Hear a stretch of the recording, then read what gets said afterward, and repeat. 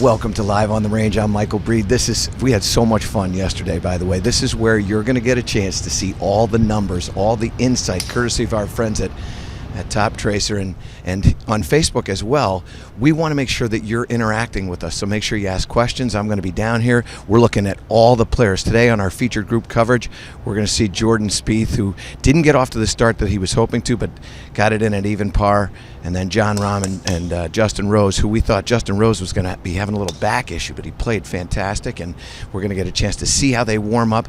We're going to see the traces of the balls, get to your questions, and really excited to be right down here on the range, bringing you all the information and answering your questions. It's completely interactive. Looking forward to a wonderful morning.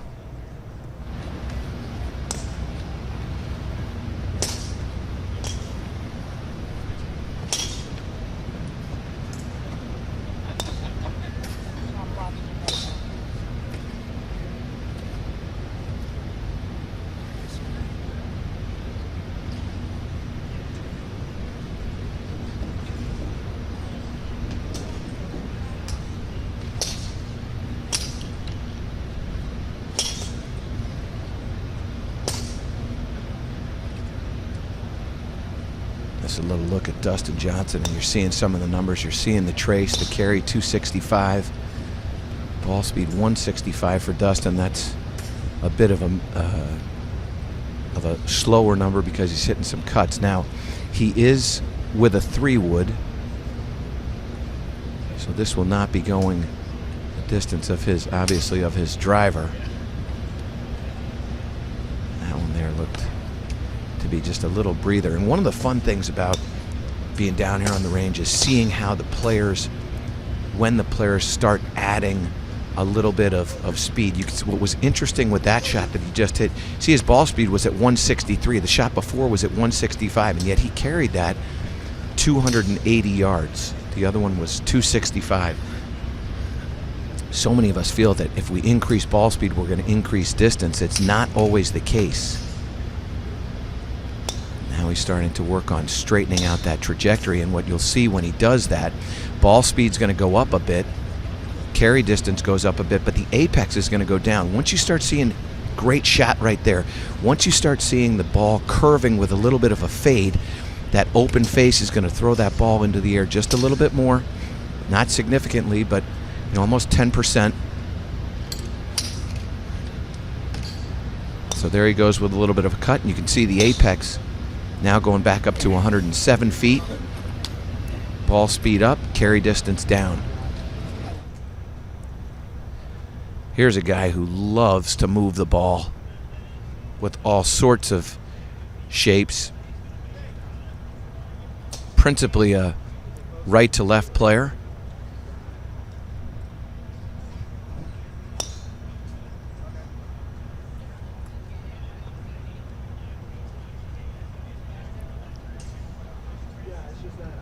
And you'll see the way Bubba uses the ground. One of the interesting things, by the way, this morning that I've seen on cut day is a lot of players have been out here with launch monitors.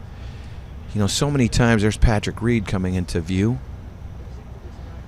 I followed Patrick in his group yesterday. 2 over par round. Hit a bunch of pretty good shots, but he just couldn't get a putt to fall. And we told you our featured group coverage is Spieth, Rahm, and Rose. But this is a good look. Watch Bubba Watson's right foot. When he starts to come through this, you're going to see him jump up into the air with that right foot, and it's going to move back and away from the... See it right there?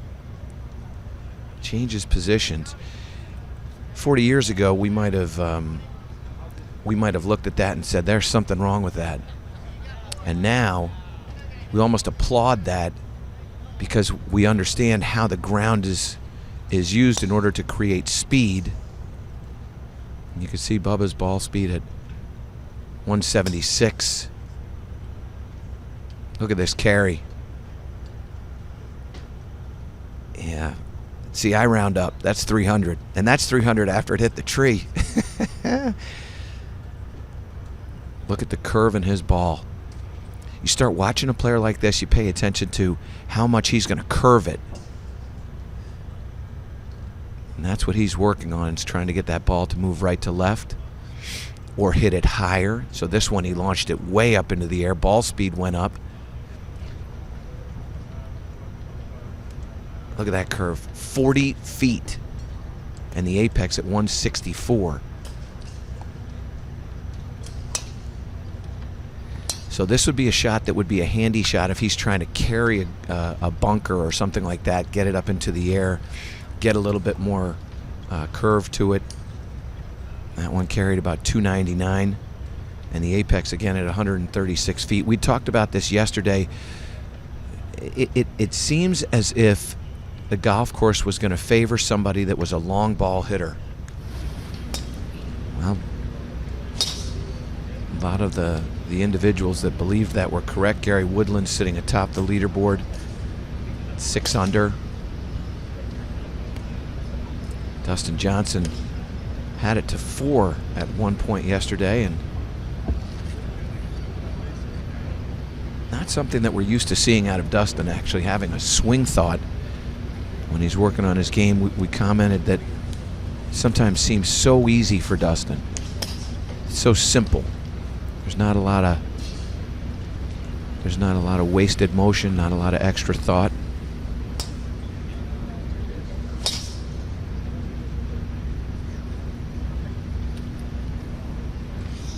There's that apex. Look at that apex at 110. Carries that 306. Dustin is one of those players, when he's swinging well, he typically, look at that launch number down at the bottom. That launch number is the in degrees, the angle of that golf ball when it leaves the club face. Most players on tour here are trying to get that up into the 13, 14 range. It'll go up when he starts to move the ball a little bit more to the right. You see the launch angle go up to 13 there. But if you take Dustin, just ask him to hit a straight shot, he's going to launch it right around 10 or 11 degrees. You see here he's working on a little fade, so that launch is going to be a little higher than that number, and that ball is going to obviously apex a little bit more. You come back here and look at the amount that curved. You can see how it actually passed the other line, and it's curved to the right, and also its apex. Neat to see that. But I was earlier in the year, I had a chance to talk to Adam Scott, who's out here on the practice tee this morning, and you know, everybody always asks the question, who's the most beautiful golf swing? Adam Scott's golf swing is always in that conversation. So I had a chance to have him on my radio show, and I said to him, or asked him, who's the swing that you most like? And he said Dustin Johnson. Now we think about Dustin Johnson, we think about that very bowed left wrist, shut club face. Would not be what we would traditionally think as a great golf swing. And you take the one that everybody seems to admire most, and he goes with Dustin Johnson. Oh, and by the way, Dustin's #1 in the world.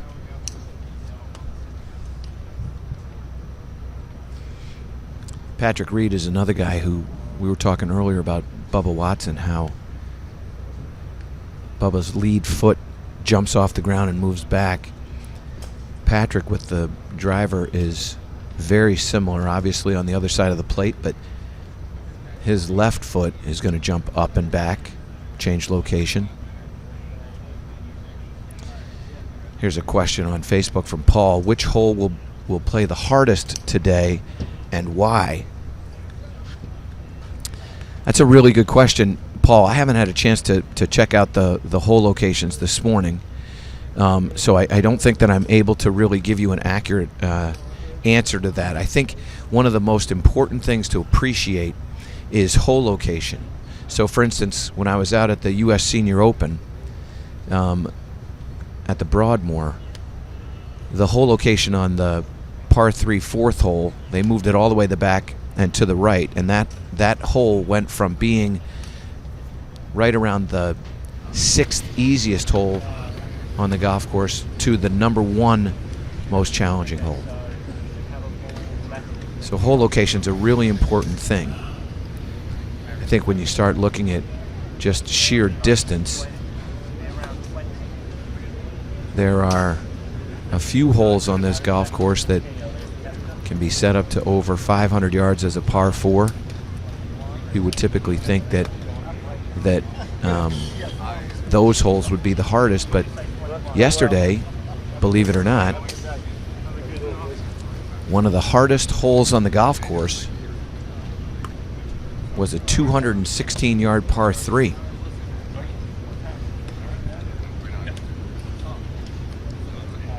Wonderful question.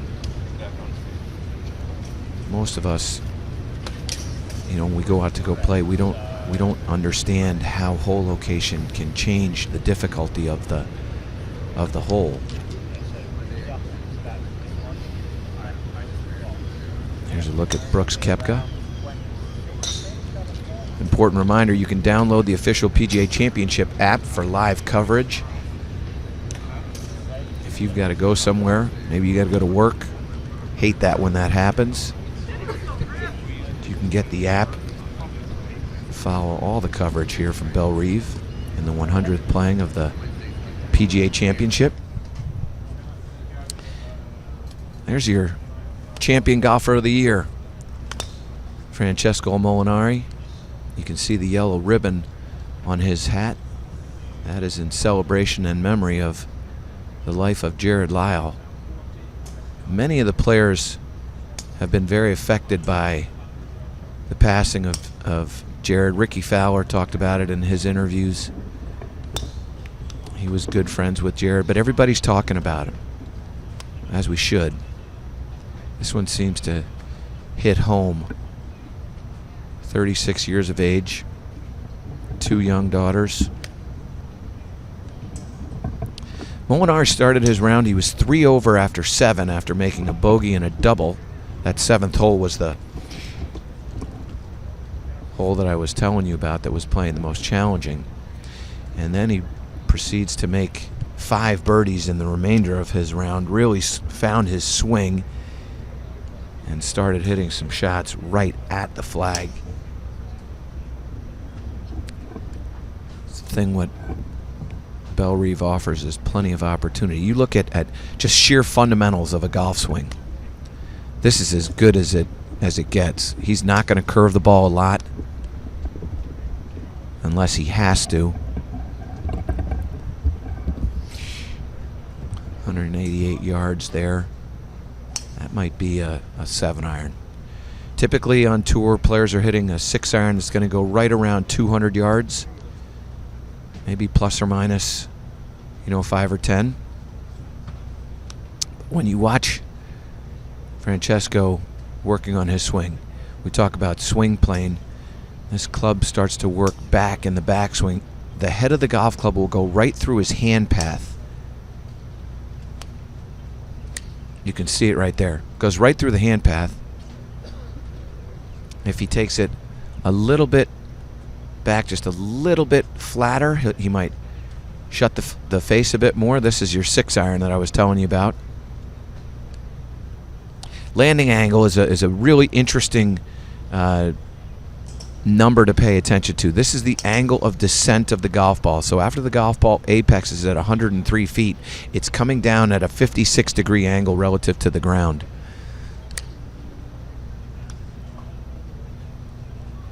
And that starts to allow the player to have some predictability in the release of the shot. So 47 degrees, that ball is going to release a little bit more. 56, it's not going to release as much. And you'll typically see when a player is trying to move the ball around, they're going to alter trajectory. As we look back here at Brooks Koepka, teeing off at 8:50 Eastern this morning. Koepka was another guy, made a double bogey on that par 3. They played together yesterday, and will do so again today.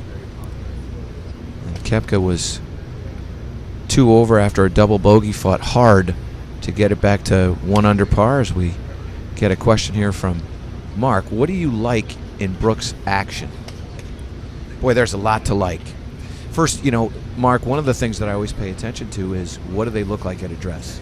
This is the thing that I think that all players can be really good at. And you can see the balance that he has, the knee flex that he has,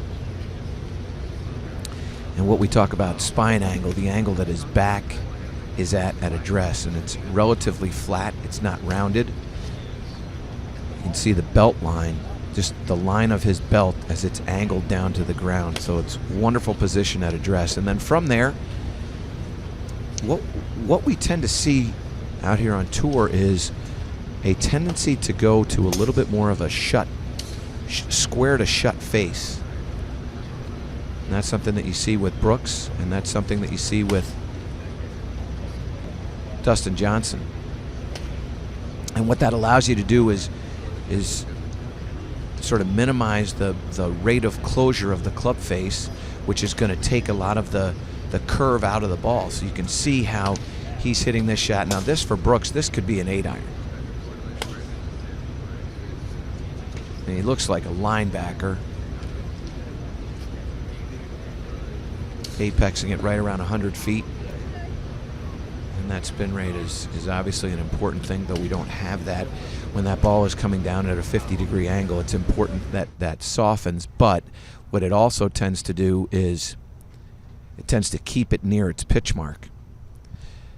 And then what Brooks does is, he's got wonderful balance, generates phenomenal club head speed. You'll start to see Patrick Reed here. Watch that left foot. This is going to be a fairway wood, and you're going to start to see this foot move a bit more.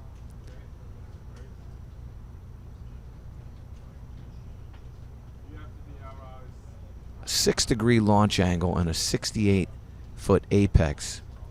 He's trying to do something with that shot, or he's just kind of loosening up, warming into his motion.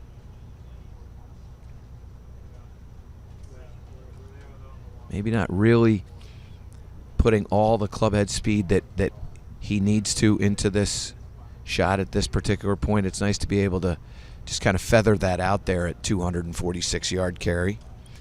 One of the cool things, by the way, that happened this morning, I was out on the practice tee early, and a friend of mine, Matt Dobbins, who's a guy that I've we have a similar lineage. He worked for Darrell Kessner at Deepdale after I did, and he broke his 4-iron while he was playing yesterday on his way to shooting 76. And he said to me, "Breeder, just give me something. I need something to go out there and play with." Now, he's about to tee off in 30 minutes. And I looked at his ball position, and I said, he said to me, my ball speed's down about 10%. And I said, "I think you've got your ball position too far forward." This is Friday of a major championship. "I think your ball position's too far forward." All of a sudden, he moves it back a little bit, and his golf ball stops curving less and starts going faster. And his driver goes from, and he's a club pro now, goes from 173 miles an hour ball speed up to 177 to 179. Trajectory started flighting out a little bit better. You can see Patrick, the launch angle starting to come up, apex starting to come up, ball speed starting to go up, carry distance going up. So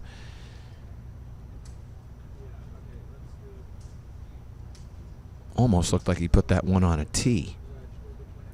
But anyway, the point is that something very simple, he is putting it on a tee, something very simple like ball position. You have to master what I would say the fundamentals. Weight distribution, ball position, all those setup things, all the pre-swing things.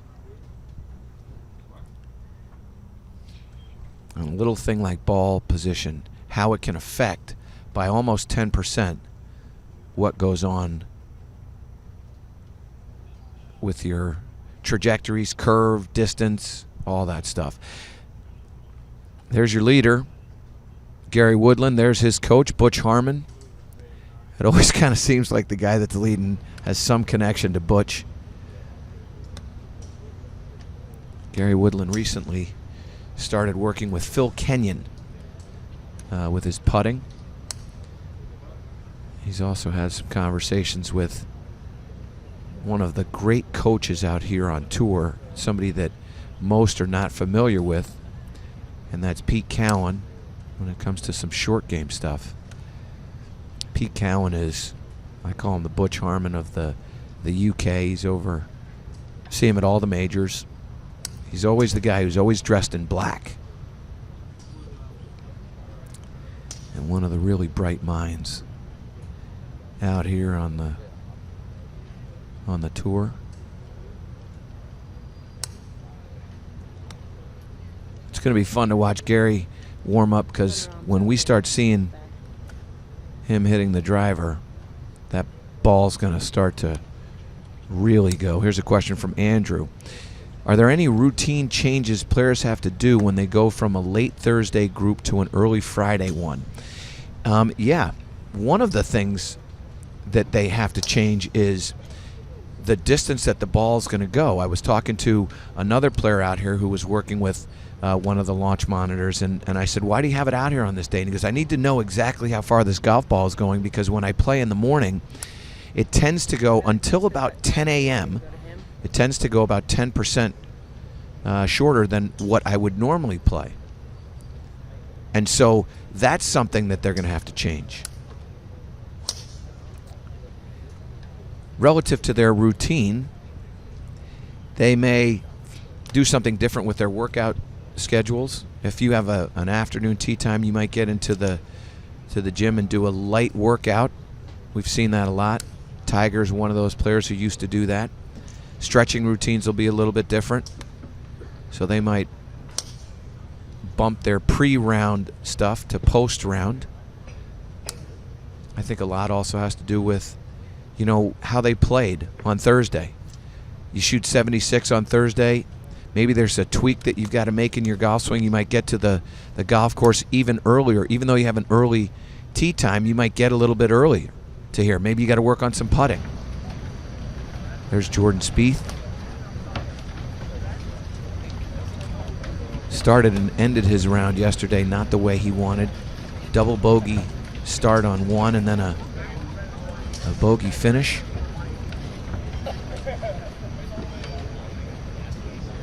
But if you're struggling with the putting, you might get here a little bit earlier, spend a little bit more time on the putting green, try to find something in that putting stroke. As we remind you about our featured group coverage coming up at 9:12 Eastern. This gentleman right here, Jordan Spieth, will be one of those three. Jon Rahm, Justin Rose will join him. Rosie played a nice round. You know, he withdrew from Canada, or rather from Bridgestone there, Firestone, and because of back spasms. And we didn't think that we were gonna see him. I was talking with Trevor Immelman. We thought he might withdraw. Something that feels a little better. Played 2 under golf yesterday.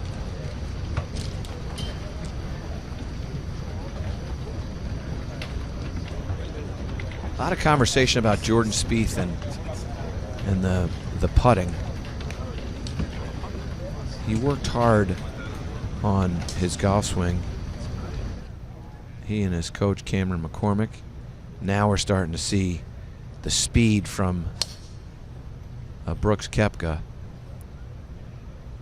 He'd hit 10 of 11 fairways in his round at one point, and the only fairway he missed was with a driving iron. He tends to predominantly plays a fade, which is the fun part about the game of golf. So many people are convinced that if you have a shut club face at the top, that it's really difficult to move that ball into the fade position. You can see ball speed up to 174. He's just getting going, by the way. He's got way more power than that, but you can see how much that ball is moving. It's one of the things that I love to pay attention to is that number curve. It gives you an idea of how much they are intentionally moving the ball, and they're intentionally moving the ball, in Brooks's case, to the right.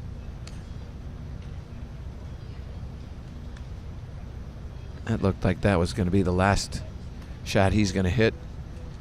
20 minutes before his tee time, he may hit it just a couple of small swings to warm down as he heads over to the putting green, and we head over to Jordan Spieth.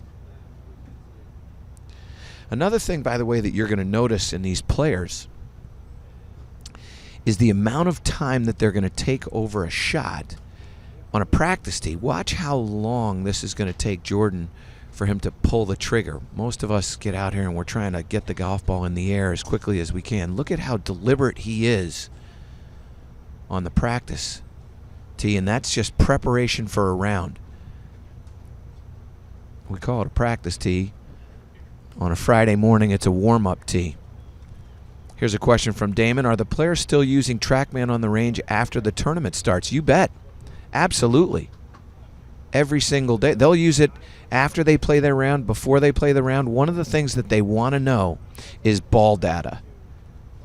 They want to know, what's the ball launching at? How far is it going? What's the speed? These are all things that allow them to be, you know, one of the words that I love when it comes to elite players, whether it's this tour or another one, is precise. When you play a major championship, you have to have precision. Your shots, when they go into a green, you want to carry it 148. It has to carry 147, 148, 149. Hogan was famous for talking about the precision of his irons. They asked him, how far do you hit your 8-iron? He goes, as far as I need to. He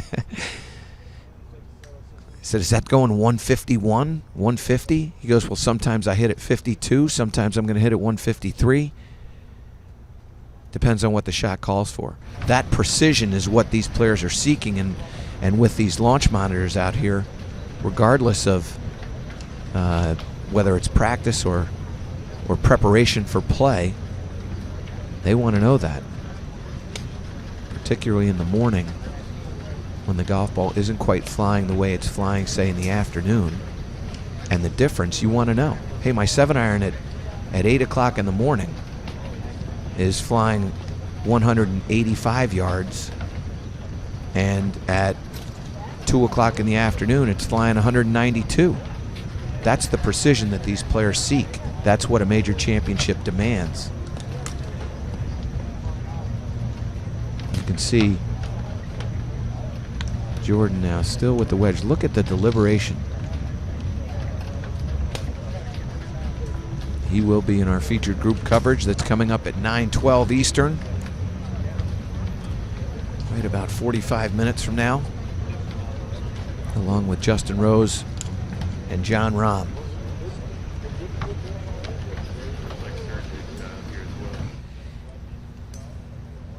Speaking of Jon Rahm, there he is.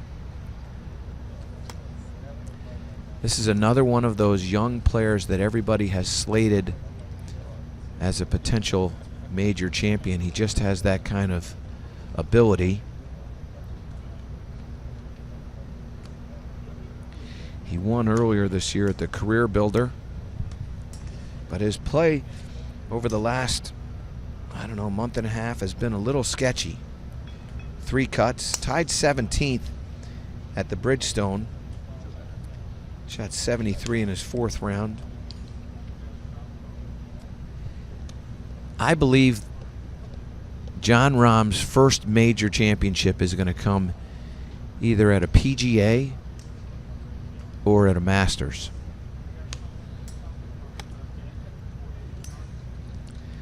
You can see how much faster he's swinging the golf club as compared to Jordan Spieth. One of the reasons why I think Jon is that way, he's a very emotional player. And when you play an Open Championship or the U.S. Open, you're going to get some, you're just going to get some bad breaks. It's just going to happen. Maybe it's a bad break of, you know, the wind picking up or getting on the wrong side of the weather. his frustration, he wears his emotions on his sleeve. And one of, I think, one of the most important intangibles to be successful in a major is being sort of an even-keeled player. That is not what Jon is all about. At a PGA championship, you know, it will play a little bit more similar to that of a PGA Tour event, in that scores tend to be a little bit lower. You tend to make more birdies. Jon can make birdies in bunches, and obviously that's what we know Augusta National to be. So when I look at, and I do think Jon will win not just one major, but multiple majors. And I think PGA Championship and a Masters, Augusta National, will be where he gets his first major. You can download the official PGA Championship app for live coverage of the playing of the PGA Championship, the 100th playing of the PGA Championship. Stay up to date with your favorite players. Watch our featured group coverage, which includes Jordan Spieth, Jon Rahm, Justin Rose, coming up at 9:12. And then in the afternoon on PGA.com, we've got Tiger Woods. Yep. All of his shots as he tries to navigate the very challenging Belle Reve golf course.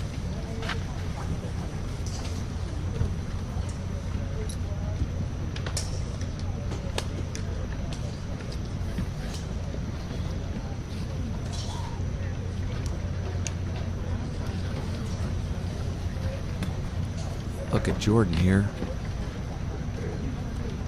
See all these apexes, they're all going to be above 100 feet. Unless they're trying to curve the ball in one way or another. Flight it.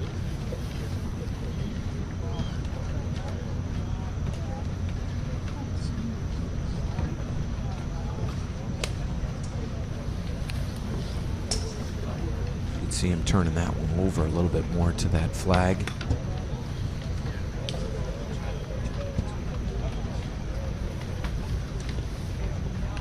.163 on that, probably a 9-iron.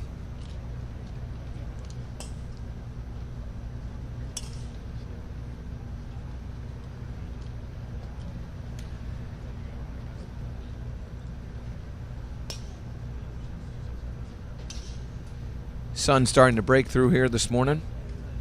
We're expecting a nice day.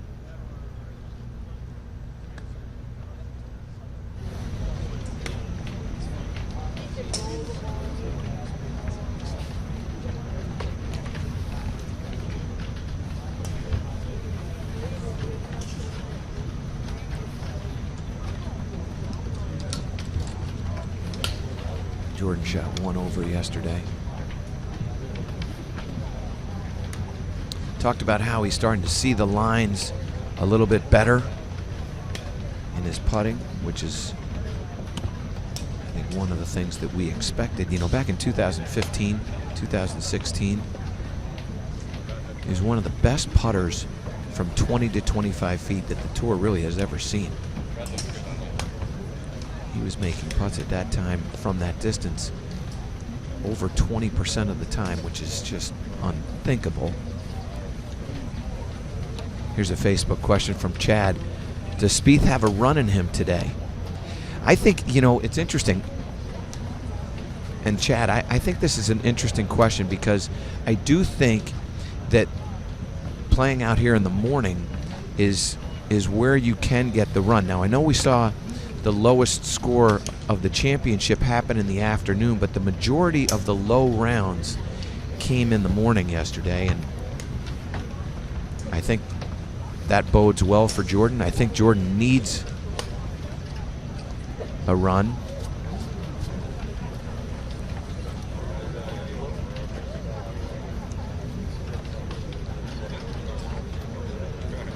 I think he's got one. I think the greens will be running at about 11, which we're calling championship speed. Maybe getting into 12, but not to what the players are normally accustomed to week on the PGA Tour or a major championship. Jordan has worked very hard with his coach, Cameron McCormick. His longtime coach, in fact, his only coach.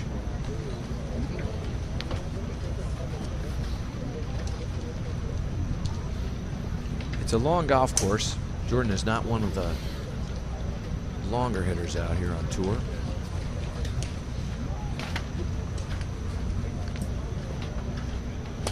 But the greens are soft, and that assists a player that might not hit it as high or as far as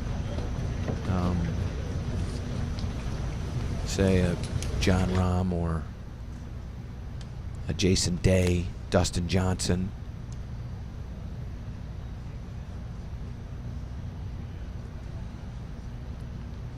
Look at the difference in the amount of time that it takes Jon Rahm to get one ball in the air versus a Jordan Spieth. That's just a couple of looks. The other thing that will be I think is very interesting to pay attention to is what these players do before they hit the ball. In other words, there always seems to be constant motion. The players that are in their quote-unquote groove or zone, however you want to say it, there's always going to be movement. It's not just stagnant. Many times at home, you know, you wonder, why am I struggling with my game? And it's because you're standing over the ball in almost a frozen position. You watch Jon Rahm. Jon Rahm will have, he's always moving. His hands are moving, his feet are moving, his eyes are moving. Something's moving almost all the time as he gets into this ball. Watch this. Feet are moving, head's moving. Look at the feet, toes are moving. There's a waggle going on there, another head look. You see how much movement is going on here, and then he has a little forward press to launch it. It's so fascinating to me to watch in all the idiosyncrasies that these players have as he hit, obviously aiming at that flag. They all seem to have movement before they go. One of the greatest differences between the average amateur player and a tour player is the tour player always seems to be somewhat in motion. Knees are moving. The average amateur who's struggling tends to be stagnant.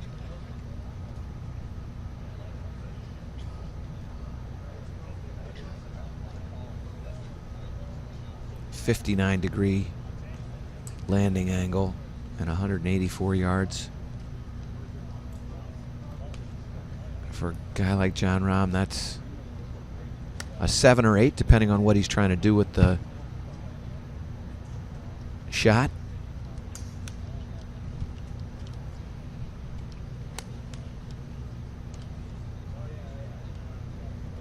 You can see how he flighted that one out a little bit lower. So he took a little bit of speed out of that.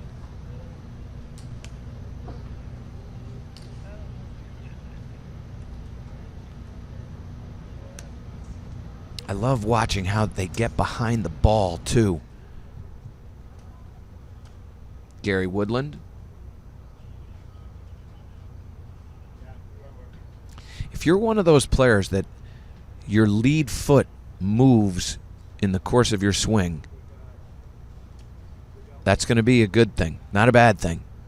You watch players that really generate club head speed, and Gary's swinging a golf club that he's not trying to generate a lot of club head speed, but watch his lead foot. It's going to shift. See it right there? Heel moves. The angle that that foot is at now is about 45 degrees to the strike line. It starts out maybe 20 degrees. Watch it move again. See it twist? That's using the ground.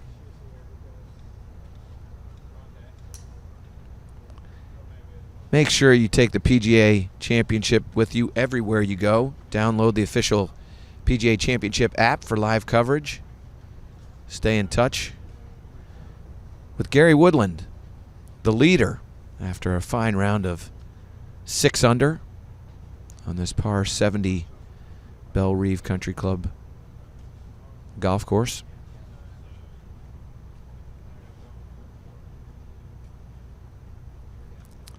That right there, Butch Harmon.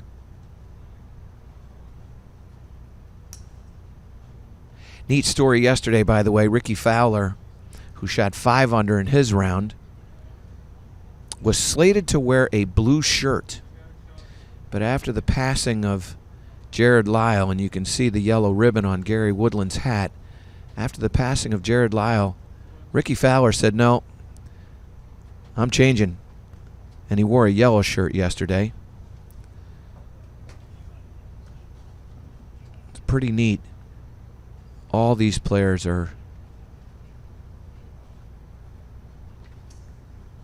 paying attention, paying respect to Jarrod Lyle and his family.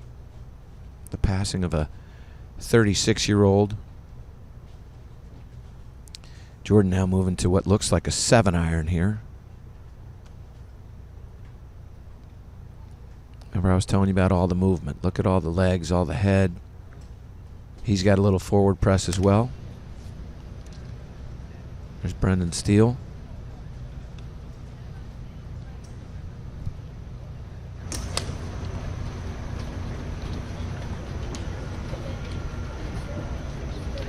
See those 2 bags of balls right there next to Jordan. He will not hit all those. I just take that. That may have been there from a prior player who brought an extra one out. What they aren't going to do is run out of golf balls. But they won't hit that many. There's Justin Rose. His coach, Sean Foley, just to his right.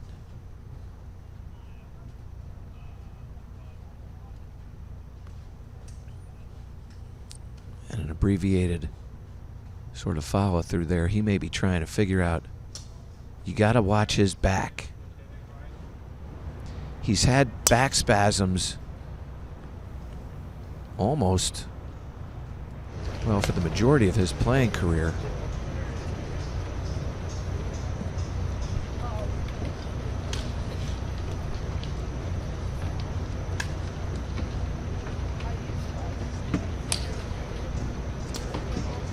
Interesting thing about Jordan Spieth as we watch Jordan now starting to move into a bit of a longer club, and that at 205 is the 6-iron. He's got an interlocking grip, but he, as did Jack Nicklaus, by the way, and as does Tiger Woods. But when he interlocks his grip, he actually gets the fingers well together. And what it does is it creates what we would call a weak left hand and a strong right hand.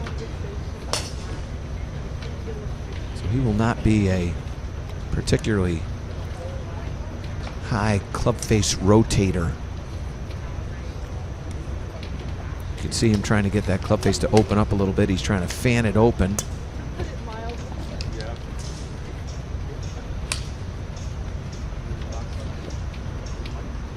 And he said that he's really starting to get a good feel with his irons in that move that he's working on. Straightening out his ball flight.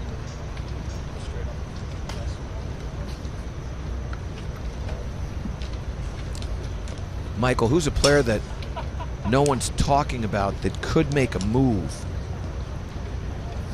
This is an interesting question. So my thoughts are, you know, if you're going to make a move, that move is going to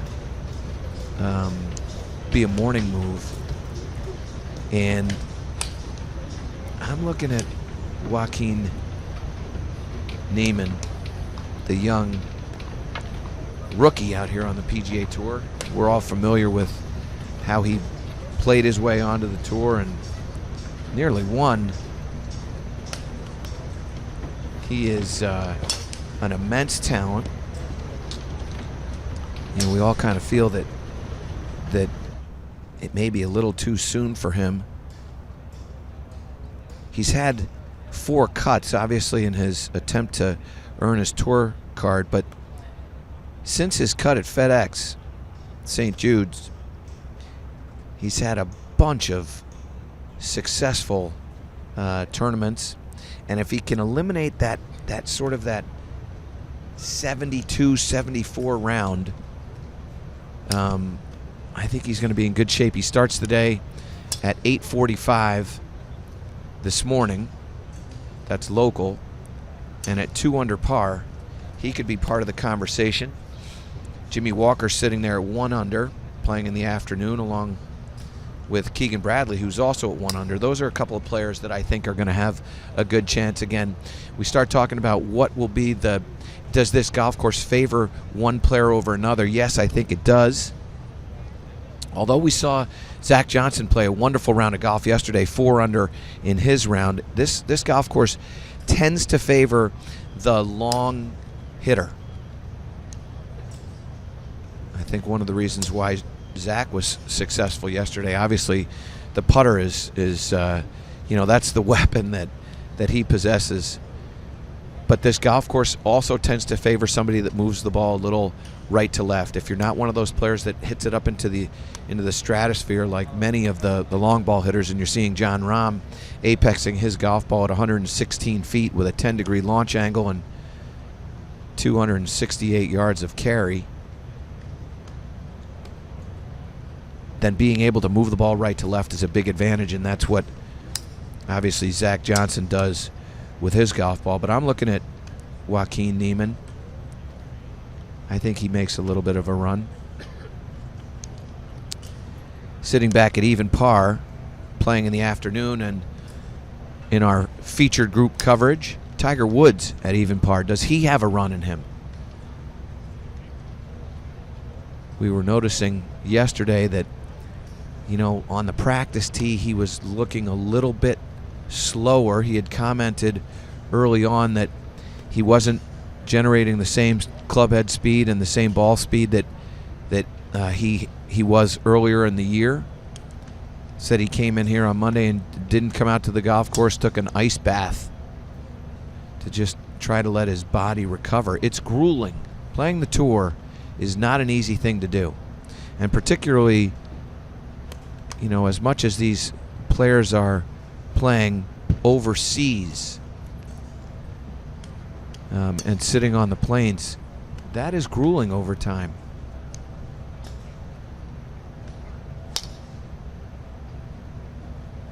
Love watching this 174 miles an hour ball speed. Look at that apex. 126 feet. Here's another Facebook question from Robert. Great job by all of you. Keep these questions coming. This is our chance to get you on the range. How many balls do the pros typically hit before a round? So this is another interesting question because everybody really is a little bit different, but I kind of feel like the number is right around 50 to 60.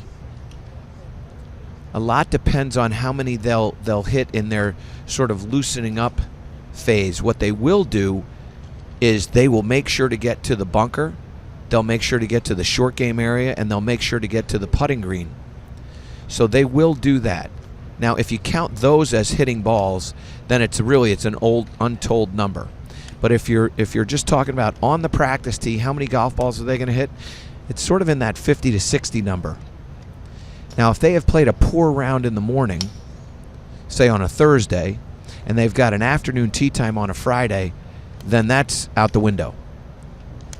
Because they're gonna go out there and they're gonna work on something.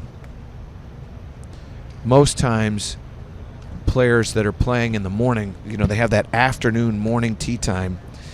They're going to come out here in the morning. They're going to get loosened up. This is a warm-up, not necessarily a practice. You're looking at Jon Rahm with the driver, and now he's trying to hit some cuts. And now he went after that a little bit firmer, a little bit faster. Ball speed goes up. Carry distance went down, obviously, because he's moving that golf ball a little bit more from left to right. Jordan now slipped into a long iron. Right behind Jordan is Aaron Wise, who many people feel is one of those individuals that's going to be an up-and-comer. There's Aaron.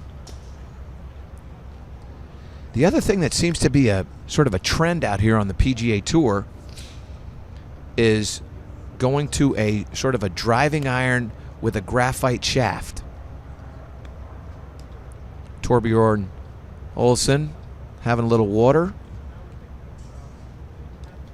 His practice or warm-up may have come to a close as he heads over to the possibly short game area or putting green. Back to Justin Rose.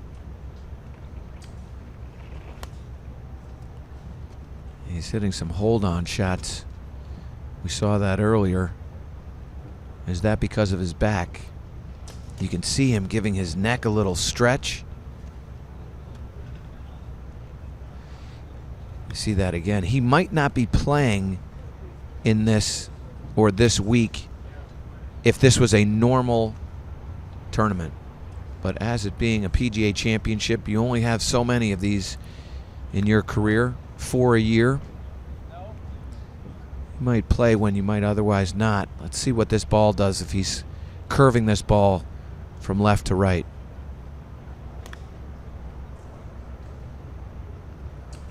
That looked like a little bit more of a fuller swing, so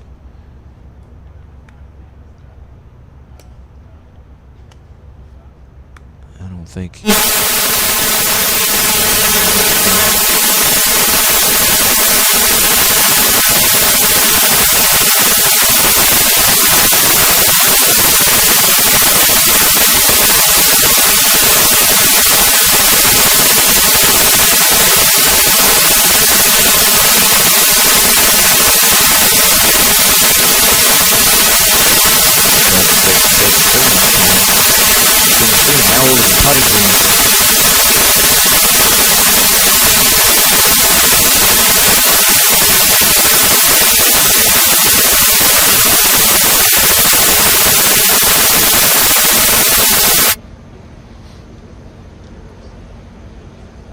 To be more successful with keeping that face a little quieter, and it's given him a little bit more control over the distance that he's hitting the golf ball, which is such an important thing when you're putting. And everybody wonders, well, you know, is it line or is it speed? It's speed. It's always going to be speed. Speed's always going to be the most important thing in putting. When you go out to the putting green, you should have a routine. This is obviously Gary's routine. He's going to hit some short putts.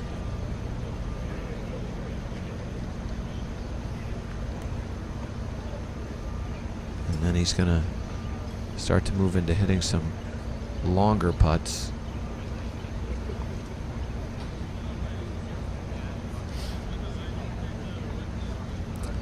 Recently started working with Phil Kenyon, who I think is one of the really bright minds when it comes to putting. A Harold Swash disciple. Harold Swash from the UK, which is where Phil is from.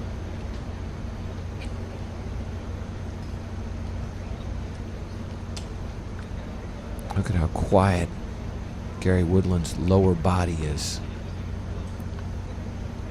Daryl Kessner is a guy I used to work for, and when talking with Daryl about putting, I asked him what's one of the most important things. He said, the quietness of the lower body. Likes to feel like the lower body isn't moving much. There is some movement. There will be some movement. But if you can try to eliminate or limit the amount of lower body movement, that's one thing that players feel comfortable with. You take a Bobby Locke or even a Ben Crenshaw, they liked movement of the lower body. Jordan now with the fairway wood.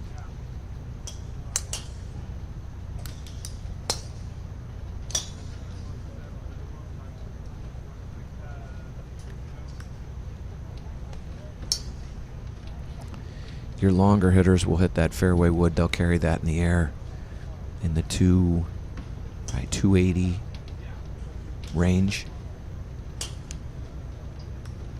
260 is very good. It's just not one of the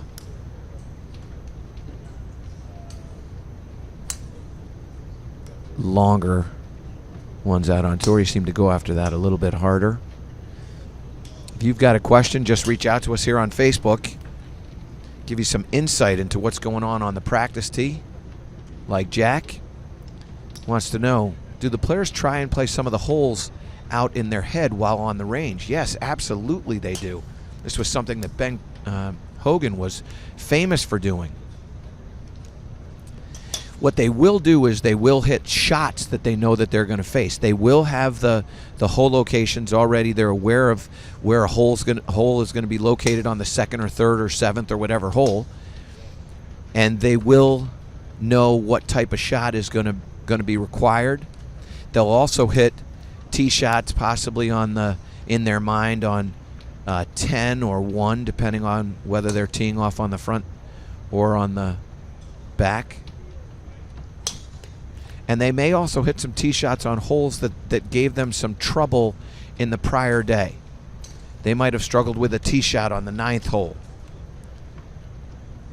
or maybe a tee shot on the 18th hole. They weren't quite comfortable with a certain shot shape, so they want to go through that.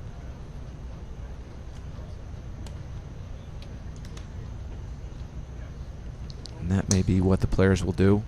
Love the interaction that you all have provided in these 2 days here in Live on the Range, and it's been so much fun to be able to take you inside the numbers and give you a little bit of an insight how these professional athletes prepare for their round of golf.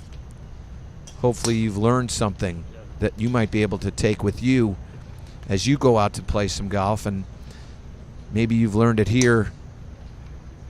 Remind you that our featured group coverage with Jordan Spieth, Justin Rose, and Jon Rahm will be coming up at 9:12 Eastern. I'm Michael Breed. Thanks so much for watching. Enjoy the PGA Championship.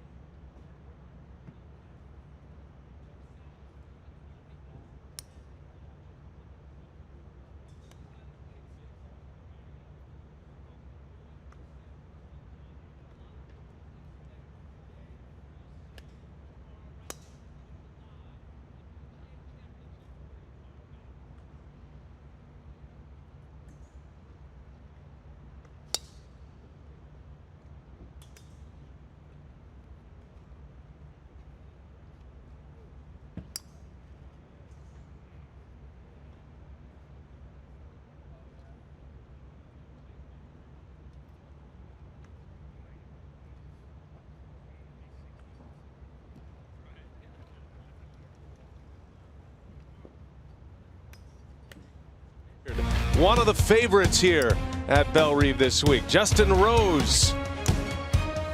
a back injury. His championship was in question, but he's in the field. And of course, Jordan Spieth, who is making a run at the career Grand Slam. It's all coming up right now on PGA.com. Measured on a scorecard, breaking 100 is the first mark of success in a golfer's career. Plotted on a timeline, 100 is a milestone, a symbol of longevity and dedication. These moments are more than an abstract archive. Each one carries a sublime significance for the man whose name is etched alongside it. I fought so hard. It's incredible. Right now, I'm the happiest person in the world.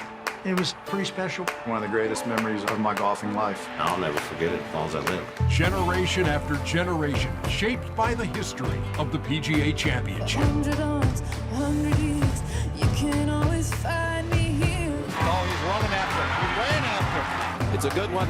It's a great one. Oh, it might be it. Oh. Add that one to PGA Championship war. And how does it feel like a scratch that itch? How does it feel?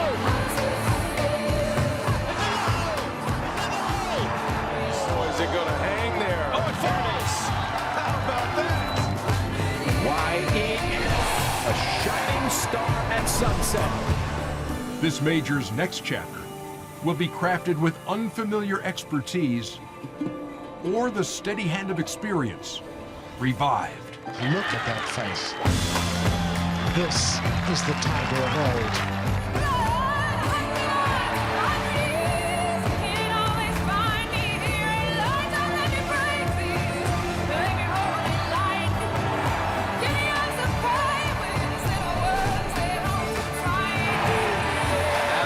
The applause won't stop. Chills just ran down my whole body. Oh, goodness. What a glove shots. He's the champion. Unbelievable.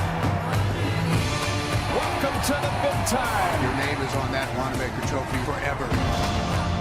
For the 100th time, it's the PGA Championship.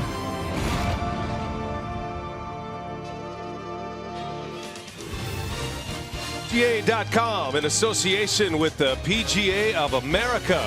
Wherever your golf journey is headed, let's get you there. Find your PGA professional at PGA.com. We're proud to present the 100th playing of the PGA Championship, live from Belle Reve Country Club in St. Louis, Missouri. What a beautiful day for golf it is. And these massive galleries that we've seen throughout the practice rounds and the opening round yesterday, ready for championship golf once again. 71 degrees, clear skies up above. The sun is shining brightly. Temperatures are actually going to stay moderate today. Expecting highs in the low 90s, which is a good thing for August in St. Louis. Our feature group on PGA.com this morning. Excited to be following Jordan Spieth, who is on the doorstep of history, trying to become the 6th player ever for the career Grand Slam. He's got the PGA Championship yet to win. Jon Rahm and Justin Rose. And with that, we welcome you near the putting green here at Belle Reve Country Club. Brian Anderson, along with Billy Kratzert. Brian Katrick is on the ground. We'll hear from him in just a moment. So, Billy, I think the headliner coming into this, Tiger's a big story. Sure. But Jordan Spieth and the opportunity for the career Grand Slam is certainly one of the major stories of this event. What did you see from him yesterday? You followed him on the TNT coverage. Well, Brian, he got off to such a rough start. Really the first hole here at Belle Reve Country Club is a handshake. I mean, it's less than a driver. It's a short iron. And Jordan Spieth starts off with double bogey. He fought to get it back to even par. And then from there, it was just kind of a struggle. There were bright spots. I thought the iron play at one point became really, really sharp. But he's going to have to really work hard today and drive the ball a little bit better. Jon Rahm, on the other hand, there were streaks where he would make 2 or 3 birdies, but then a 3-putt would step in there, or he'd miss club, or he'd make a mistake, go over a green when he shouldn't go over a green. And then, as you said, Justin Rose, he's been fighting the back. In fact, he did not play a practice round. We saw him out there carrying 4 clubs, putter, just doing a lot of short game work. Well, it paid off yesterday. He got it up and down out of the bunkers, hit some nice little pitch shots, able to stay par and played quite well and posted around under par. So it looked like when we were watching Justin Rose warm up, looked like he was a little freer today. This guy right here, Jon Rahm, I think he's the guy that can go low today. The way that he drove the ball yesterday, if he just kind of eliminates the mental mistakes. Yeah. He's so aggressive. He's been working on the mental game, too. That's been a big part of his preparations for the PGA Championship. And all through the year, he's only 23 years of age. He's got the big game, the big driver for a big golf course. How did you think the golf course played yesterday? Going into this event, you called there would be a 64, which is unusual in a major championship, but the conditions of the golf course produced a 64 from Gary Woodland yesterday. Well, Gary Woodland got off to kind of a slow start, just like Jordan Spieth, but then all of a sudden he was able to string together 7 birdies and end up with that 64. But I thought the golf course, the presentation of the golf course, I thought it was quite good. The whole locations were difficult simply because they're in spots, they're in sections of the greens, and if you're in the wrong section, then you're kind of busy trying to avoid the 3-putt. If you're in the deep bunkers, you got some work to do. But all in all, I think the way the golf course played and the way that it was set up by Kerry Hagan and the staff, I thought it was perfect. And we're excited about day 2 here at the PGA Championship. Great competitors to follow. This is the 8:12 local tee time, 9:12 Eastern, and we are soon to be getting underway for our second round coverage here on PGA.com. Yesterday we followed Tiger Woods and Rory McIlroy. Jordan Spieth, this was what you're talking about, Billy, from yesterday at the first. This is his opening hole. And it was so far right. It was right of the cart path, right of the trees. And then when we got down there to take a look at the lie that he had, it was just horrible. It was, so down in the rough. And then this was for bogey at the first hole. And that quickly, Jordan Spieth was 2 over par for the championship. Try to play catch up immediately. Very similar to how Tiger Woods' day started yesterday. He went bogey double to start. Justin Rose, meanwhile, this was his approach at the second. These are highlights from yesterday afternoon. Missed a short putt on the opening hole for par, but then came right back, very aggressive off the tee, took it down there, only had 87 yards, and then converted that for birdie. And here at the par 3, yesterday, 153 yards. And this was an absolute beauty right here, right behind the flagstick. And back-to-back birdies at that point for Justin Rose. So after an opening bogey, bounced back quickly, had this left for birdie, would have 3 birdies on his outward 9, made the turn in 2 under, and a good way to get it going and answer that first bogey. And you're thinking a bogey on the first, back injury, there's a lot of questions there, but Rose really played well yesterday. So Jordan Spieth, after that double, arriving at the 7th, his approach. This was Jordan Spieth that we know. Ooh! All of a sudden, just misses on the right-hand side, pulling him back, but he makes birdie. That was his first birdie of the day, got him to +1. Justin Rose, his approach.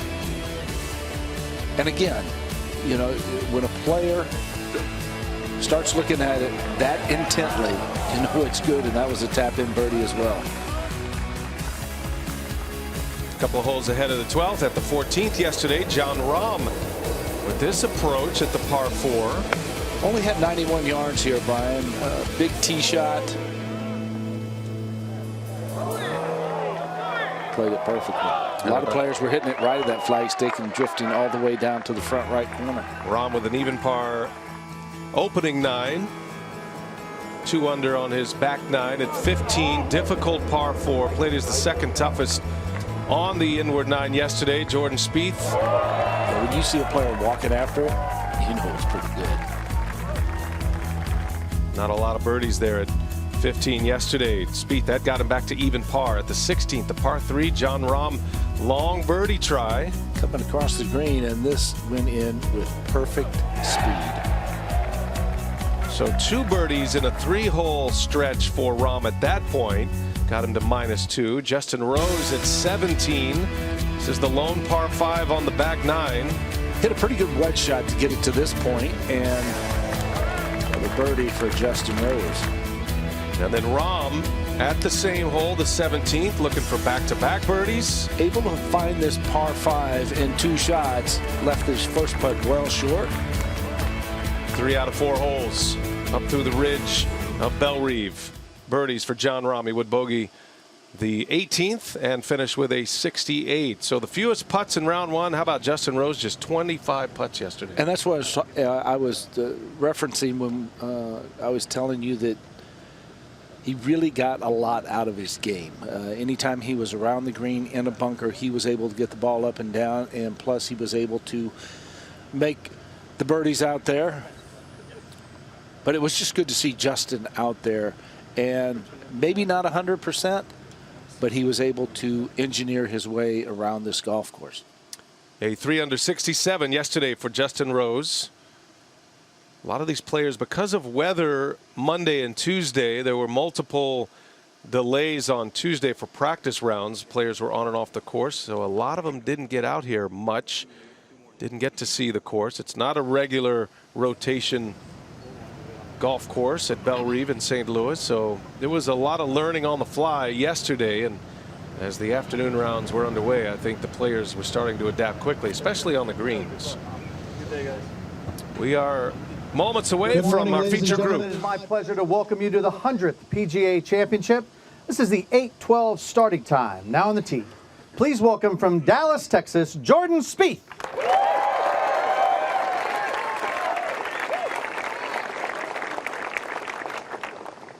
Hole announcer Don Ray Jr. out of Augusta Ranch Golf Club.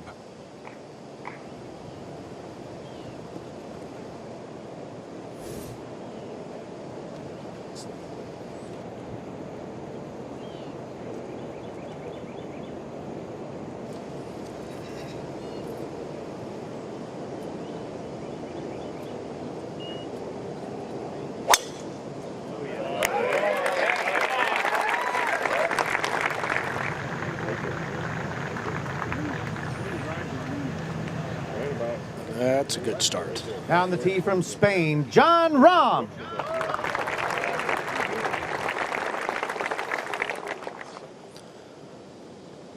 Six birdies in that opening round.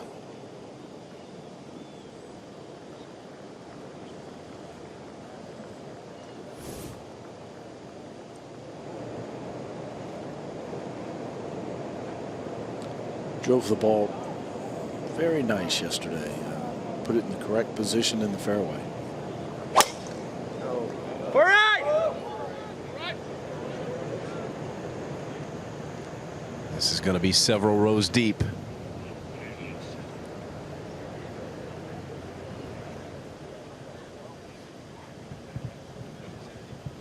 Now on the tee from England, Justin Rose.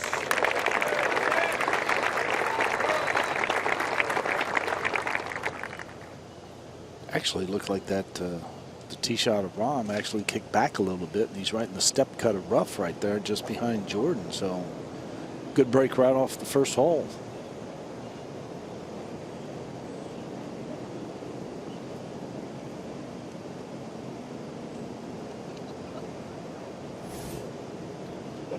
Usually Justin will play a tight little fade, but yesterday he was playing more of a draw.